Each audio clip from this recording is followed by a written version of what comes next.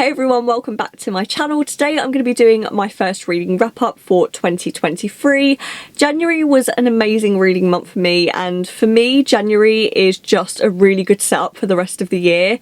In total I managed to read 5 books. 4 of those were actually really good and one of them was absolutely terrible, but I'll get onto that later. But overall January was a pretty good reading month. I had some really good books that I read, I had some pretty decent star ratings, and I feel like January has really set me up well for the rest of the year, and I just can't wait to continue on and just make the rest of these months very successful reading months. That's what I'm going to keep telling myself and manifesting it. So without further ado, here are the books that I read in January. Now the first book that I read in January was my only physical book that I read, and that is Chain of Gold by Cassandra Clare. This is the first book in a trilogy and it's set in the Shadowhunter universe. So this trilogy takes place about 18 or so years after the events of the Infernal Devices, so it's set in Victorian era London. Now spoiler alert, because this does take place after the events of the Infernal Devices, it does involve some of the previous series characters' children, so minor spoiler there. But I feel like everyone kind of knows this by now. I was super excited to read this one because the Infernal Devices is my favourite trilogy out of the Shadowhunter world. I just loved the atmosphere in the Infernal Devices and I felt like London was portrayed really well, although I haven't been in Victorian era London. I just felt so immersed in it and I couldn't wait to see what this one was like. I wasn't disappointed by this one, but I wasn't really wowed by it. I kind of expected to go in, and I feel like maybe I expected too much because I did really love the Infernal Devices back in the day. Now the first thing that I had a little bit of an issue with was the love triangle in this book, and I feel like love triangles are very popular in Cassandra Clare's books. It's something that she always writes into them. However, I feel like the love triangle in this book was a little bit too reminiscent of the love triangle in the Infernal Devices, so in that way I didn't really enjoy it because it didn't really feel original. I would also like to say that I don't really feel like things progressed really fast in this book. I feel like at times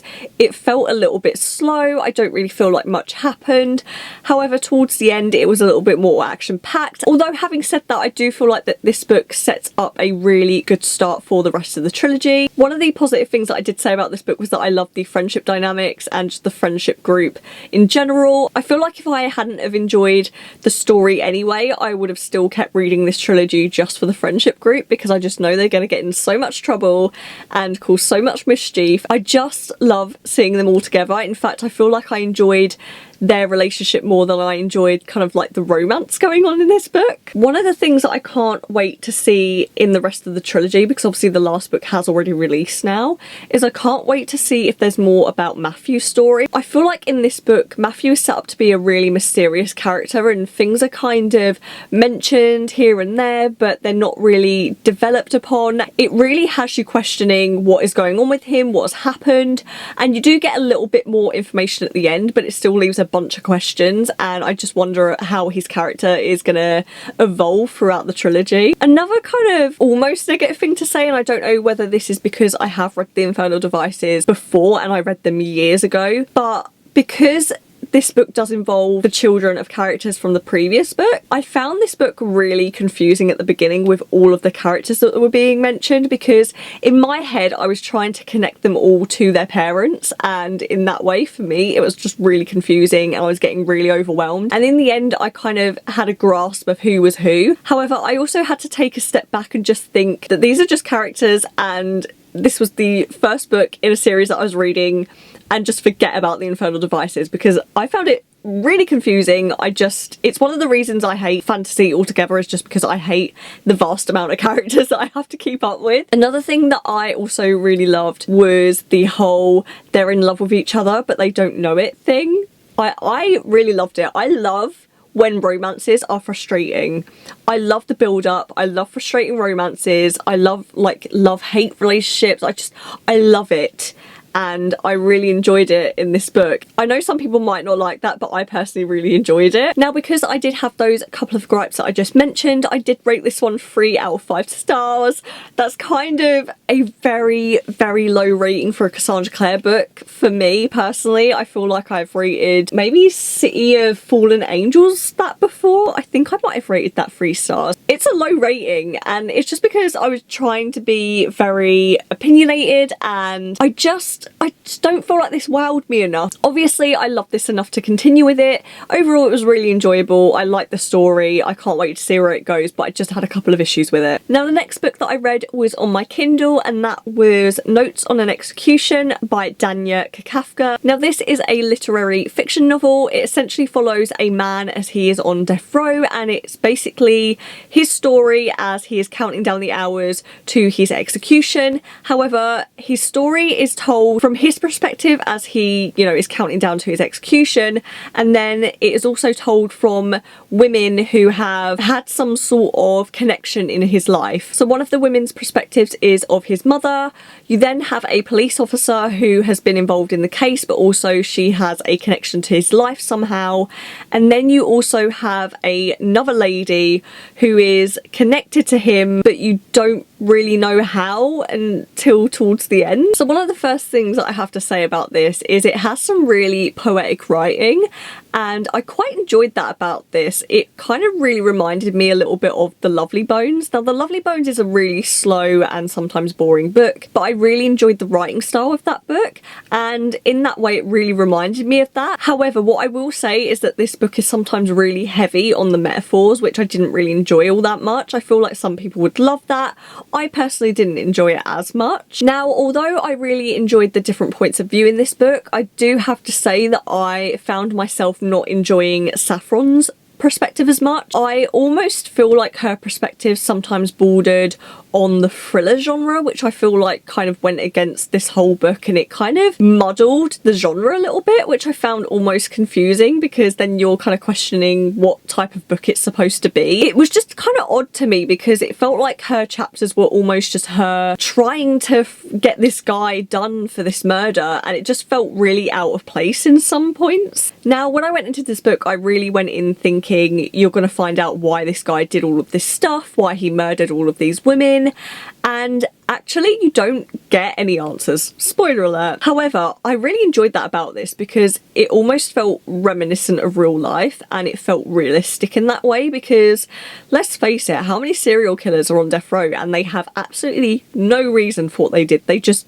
simply did it. Now, the last thing I'd say about this book is that I feel like it makes for a really good discussion topic. I feel like at the end I wasn't really left with questions, like it wasn't wrapped up badly. However, it did leave me with questions of, do I think this guy was a good guy, or do I think that he could have been good given the chance? And it just left me with so many questions. I feel like it makes a good book to discuss, especially if you're going to be doing some sort of book club. And it also kind of raises questions on the death penalty as well, because for me personally, I'm in a very grey area when it comes to the death penalty. Obviously in the UK we don't have it, we haven't had it for a very long time, but it does raise a lot of questions as to kind of like where you stand on that, and also kind of how you feel at the end of this book. Do you think this guy should have been put to death? I just really enjoyed that about it, the fact that it was a book that left me thinking at the end. And as for my rating on this one, I rated it 4 stars. It wasn't quite a 5 for me, just because I feel like Saffron's perspective kind of threw me off a little bit. Overall, really enjoyable book, and I'm really glad I read this one. So the next book that I read in January was Penance by Kenai Minato. This is an adult thriller book. It essentially follows a group of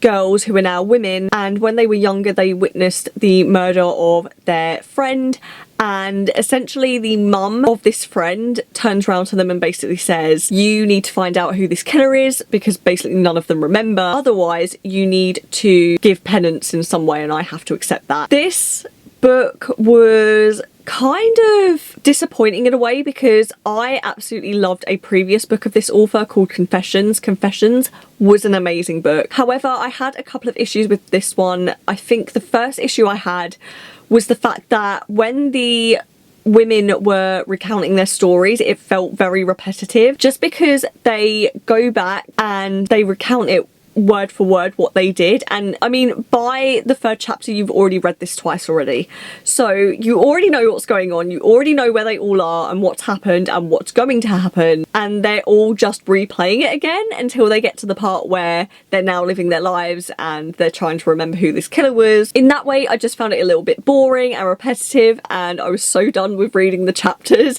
at the start. I also found this book slightly anticlimactic compared to what Confessions was. Confessions for me was explosive chapter after explosive chapter. This one just didn't have that edge to it. I feel like with Confessions it started with a bang, it ended with a bang. Penance was so promising because when I read the first chapter it was incredible. I was like, wow, this is going to be another shocker of a book and I'm going to absolutely love it. And after that first chapter it just went downhill for me and I wasn't enjoying it as much. Also, another slight issue I had, and I don't know whether this is personal or not, I'm not sure whether it's a translation issue, but I almost feel like some sentences were a little bit too wordy, and maybe it's a translation issue, I'm not sure, but I also feel like in some circumstances different words could have been used and it was just worded very weirdly sometimes. Overall, it was an okay book. I think I was expecting a lot more. Just from the previous book that I'd read from the author, I absolutely adored that one, as I said, and I think I expected the same with this one. It just didn't hit the spot the same as Confessions, so overall I ended up rating it a 3-star. It was okay, but I wouldn't run out to go and get it. So the fourth book that I read in January was Red, White and Royal Blue by Casey McQuiston. This is a queer romance. It is essentially about the first son of the President of the United States and also the Prince of England, and they basically end up falling in love. And that is the gist of the story. The first note that I made on this book, and I still stand by this, Prince Philip is a dick. Period.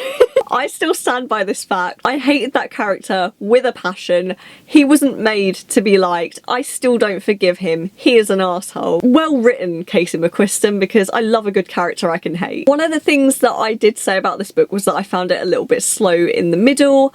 I also found that the political side of the book I found was a little bit of a drag. I'm not really into politics and I really don't know much about US politics. I know a little bit about UK politics, but it's just not something I want to read about, and in that way I just found it a little bit boring. He's a doggy! Okay, you're gonna be a knobhead now, aren't you? Now let me just say that this book is such a feel-good book. If you're in a bad mood or you need cheering up and you just want something fluffy and sweet and funny, definitely pick this book up. I don't think you'd be disappointed, especially if you love romance. There were so many points in this book that had me giggling out loud. There are actually some email transcripts in this book that Alex and Henry send to each other. I can't remember what Alex's email said, but Henry basically sends one back and calls America knock off England, and it just had me laughing for so long. Also, this made me laugh. There is a part of the book where Henry is talking about Philip and he goes, Philip is the heir and I'm the spare, and it made me laugh so freaking hard because that is literally a fucking line from Prince Harry's new book called Spare. He literally says he is the heir and I'm the spare. I haven't read it, but I've heard it on TikTok and it just had me giggling because I'm pretty sure this book was written in 2019, so good foreboding there. I also really loved seeing the development, especially of Alex, and kind of him questioning his sexuality. That wasn't something that I went into this book knowing. I just assumed that both of the characters knew that they were queer and that was it. I didn't realise that Alex would have to, you know, question his sexuality in this book, and I just really enjoyed seeing that because I feel like that's something a lot of people go through, and also some people never experience that. So it was nice to kind of read about it and see kind of him deal with that. Overall, I rated this a 4 stars. I think I just took a star off just because of the middle part that was boring, and also just the politics side I didn't find interesting, but I did really enjoy this one. This is definitely a romance book that I would recommend to a lot of people. Okay, so the fifth and final book that I managed to read in January was The Off Limits Rule by Sarah Adams. Where do I even start with this book? So, first of all, it follows a woman who moves in with her brother because she's fallen on hard times and essentially she has nowhere to live and she's moved back home, and she meets his best friend, and his best friend basically gets told, do not mess with my sister, don't try and date her, don't try and do anything with her, you are against commitment, you're a floozy and you're my best friend, I love you, but you need to stay away from my sister. I really wanted to like this because it's a forbidden romance and it sounded really promising. It fell so flat, flatter than my tits. First of all, the main character gave major pick-me vibes. She's the kind of woman that will turn around and be like, oh, I don't wear makeup like the other girls. She's one of those like major pick-me vibes, and I really wish I'd written down some quotes just to kind of prove to you what she's like, but oh my god, she was so insufferable. I've never read a character like her. She was so annoying. And another thing was, the characters in this book read more like young adults. And I'm not just talking like, you know, 17, 18, like they read like they were younger and they acted like it as well. And because of that, I couldn't really fully enjoy this book. The characters were just so unlikable, so unbelievable, and I just felt no connection to their romance whatsoever. This is also the first time a book has ever gaslit me before, okay? I've never experienced this. When I read the synopsis, first of all, it failed to mention this woman's 29. That's not the issue here. The fact is that she's 29 acting like a pick-me girl and like a teenager, and I couldn't stand it. Second of all, she has a whole ass kid, okay? A whole ass kid. Now that wouldn't be an issue, but I feel like if I had read that she's like a single mum, because she does make that her whole personality, I just don't think I would have read this book otherwise. I'm not maternal. I personally don't want kids. That's just my personal preference. And so I don't really lean towards wanting to read about characters that do have kids or do want kids because I can't relate to that. But the synopsis failed to mention this, and I just felt like I was majorly gaslit. Another thing that I would say is that the pacing of this book felt really off. It felt really rushed, and especially at the end, it almost felt like the author felt like she was running out of time, and she felt like, oh my god, I've got to finish this book, but also I've got to set it up for the next book. And it just was wrapped up so quickly, and I honestly couldn't stand it because I just felt like there was no development, there was no real time for me to be able to actually feel anything for these characters and their romance. It didn't feel like a budding romance is what I'm saying, and I wanted the budding romance. I love and I live for the build-up, and there was none. So overall, this is very disappointing, and drum roll please, because I gave this book a 1, a big fat 1 star. I don't remember the last time I did that, and I don't know if it will happen again this year, hopefully not. It was a fast read for me, which was pretty good because it meant that I got another book in by the end of the month. However, will I ever read another Sarah Adams book again? Probably not. So those were all of the books that I read in January. Please let me know in the comments below what was your least favourite or your favourite book of January. How many books did you manage to read in January? And also, if you've read any of the books that I did, please let me know what you thought of them in the comments below. Please don't forget to give this video a like, and also don't forget to subscribe if you want to see more content from me. And until the next video, I will see you then. So bye guys.